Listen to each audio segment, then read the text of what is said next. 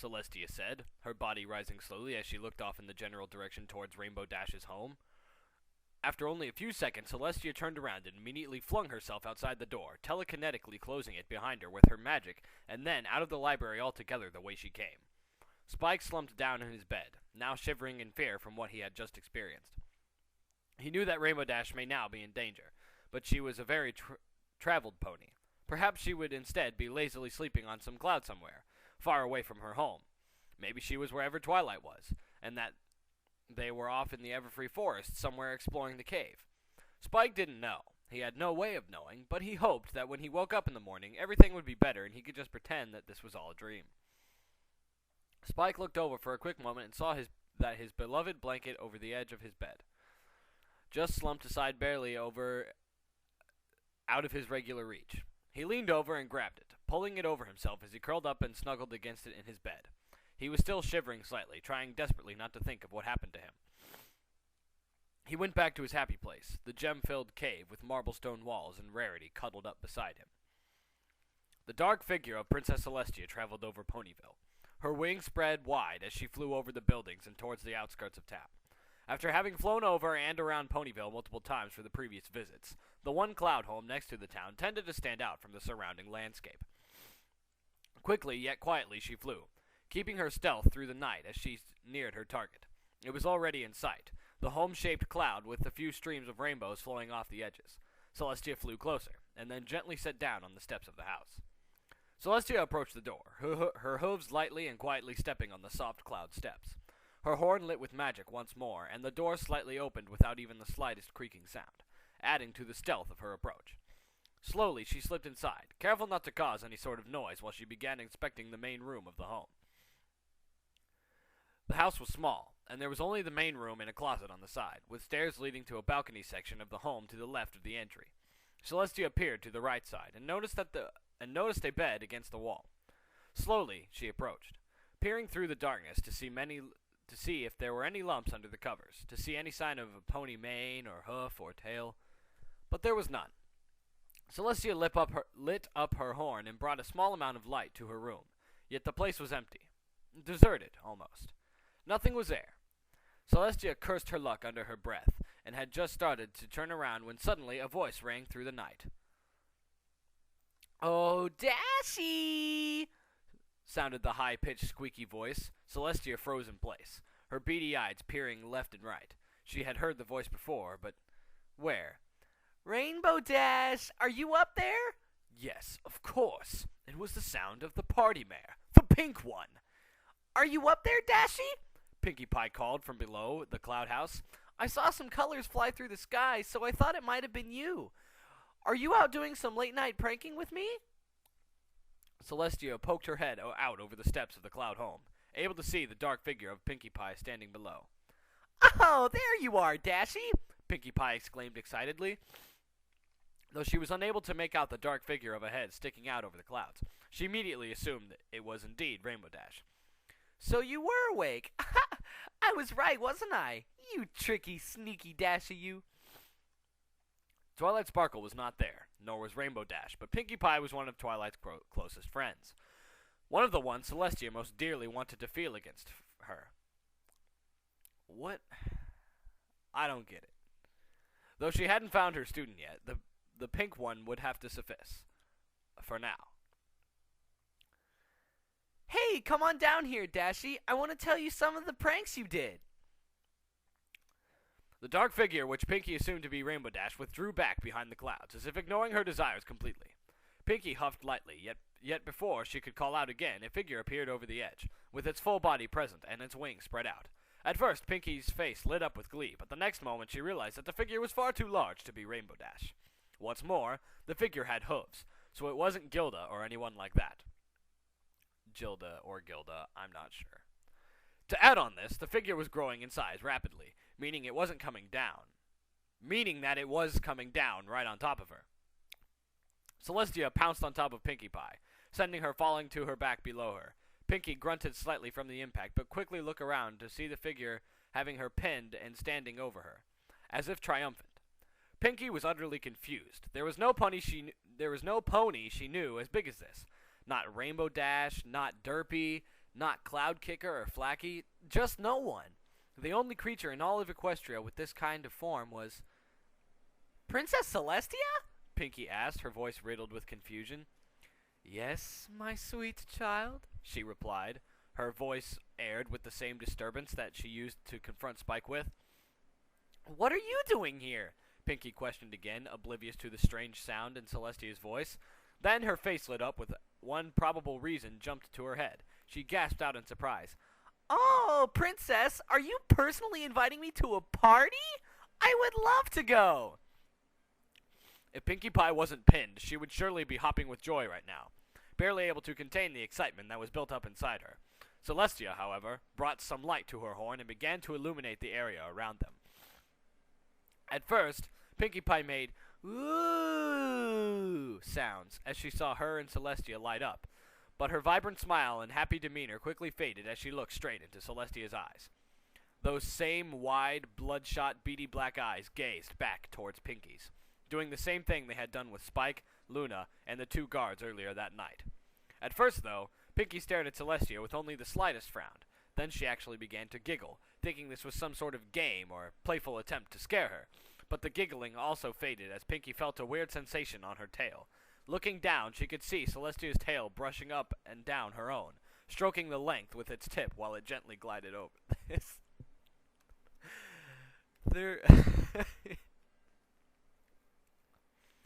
Princess Celestia, what are you doing? Pinkie Pie asked before looking to see that Celestia had moved her face up to hers, their noses now touching and her eyes once more connected to her own. This time, Pinkie couldn't look away. Her gaze was fixated towards the source of Celestia's gaze as her beady eyes struck down a stare that seemed to shoot down like a bolt of lightning, sending it straight into Pinkie's head and mind and probing around every corner and section of her brain. The same bolt traveled through her body, sending a cold, painful shiver that suddenly brought fear into Pinkie's heart. Celestia's tail slid upward, traveling up to Pinkie's rear and stroking it gently. At the same time, her mane lowered down and wrapped itself around Pinkie's mane, stroking it up and down. I'm sorry. Stroking it up and down from the tip to where it connected with her head. Celestia's gaze stayed fixated on Pinkie's eyes, using it like some sort of paralysis beam for her victims. Pinkie's body felt cold, and no longer could she feel any sort of happiness or joy that she left earlier. Only this foreign, strange feeling that now pulled through her body from where Celestia's mane was touching her. Soon, Celestia began to lower her body down towards Pinkie's, her tail now sliding around and gliding around her haunches and just under Pinkie's lower tummy. No, wait! Stop it! Pinkie suddenly cried, her eyes closing in order to break away from the cold, terrifying gaze that Celestia was using on her. She quickly rolled over from under Celestia. She quickly rolled over from under Celestia and tried to press upward to a full stand, but the princess was already bearing her body down on top of her. Desperate, she tried to push herself out and make a run for it, but the princess suddenly applied more pressure as the weight of her body came down on top of her, pinning her on her stomach. She tried sliding back under, perhaps able to slip away like that, but all she was able to do was free her rear, which stuck out upwards from behind her. Celestia could feel Pinkie struggling, and that only made her lust grow as she felt the small pink pony squirming to get free underneath. The feel of the pink one's body rubbling and wiggling up against her. The pleasure was maddening!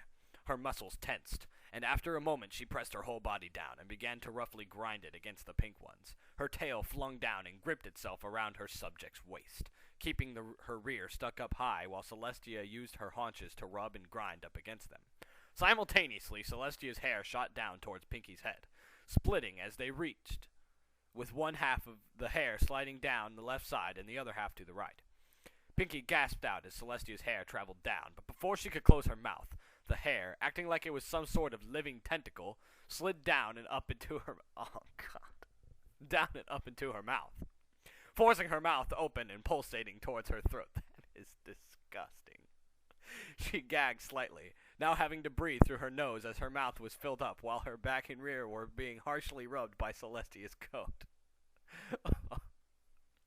There wasn't enough force to crush her. Pinkie knew that with Celestia's size, that might be possible, but there was certainly a nearly overwhelming force bearing down on her, with every powerful grind sending strong pulse through the length of her body and all around all corners and edges. Pinky's legs were shaking, as Celestia had been dominating her now for about a minute. Her attempts to escape only seemed to feed Celestia's strength and made the overwhelming pulses grow stronger, which held to the strangest yet also most pleasurable sensation to them. At first, Pinky's back was on fire, but the flame quickly seemed to melt through her coat and bring a moist warmth throughout her entire body, now making her almost instinctively move in sync with the grinding motion from above her. The now slick hair in her mouth had begun pushing down her throat, staying in two distinguishable twirls of hair that represented the bit entering from the left side of her mouth and the bit entering from the right. The two slimy bundles pushed and writhed themselves in further, their writhing in sync with the grinding of Celestia's whole body, adding more to the intense sensation that rocked her down to her very core. Rocked her down to her very core.